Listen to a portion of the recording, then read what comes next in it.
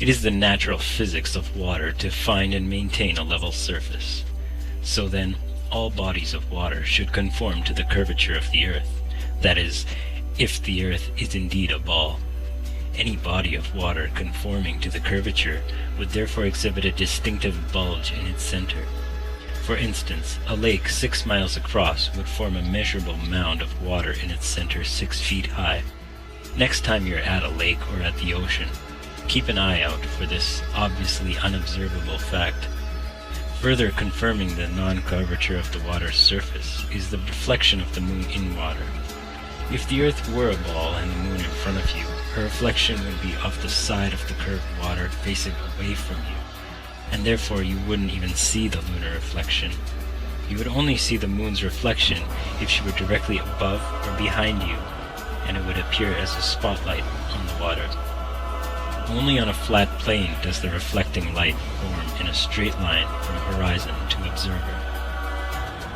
The surface of water is but one issue. Based on the claim that Earth is a spinning ball hurtling through space at such immense speeds, factoring in the many wobbles caused by asteroids, comets, and the like, such obviously consistently level surfaces should not even exist.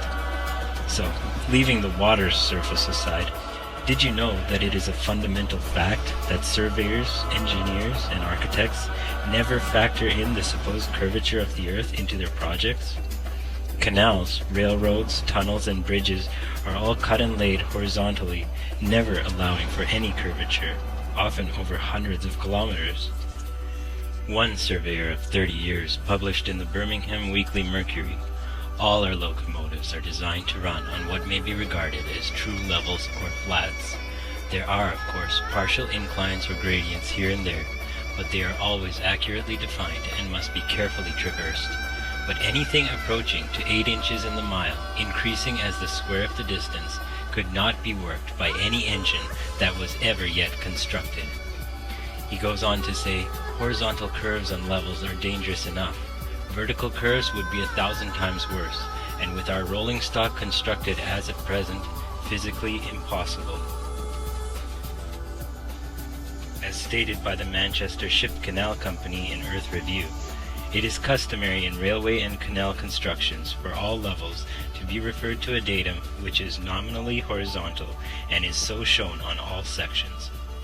It is not the practice in laying out public works to make allowances for the curvature of the earth. So investigate the subject for yourself and ask questions. Okay, here we are at Lake Minnewanka in Alberta. And as you can see, we're just less than a foot above the water surface here. And if we zoom in across the lake,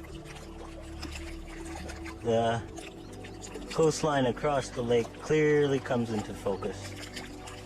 So you can see that the water clearly has no curvature. And the water surface is completely flat. So there you have it, folks. More conclusive proof. Here I am, not even a foot off the surface of the edge of the water. And we can zoom across here completely and see absolutely no curvature.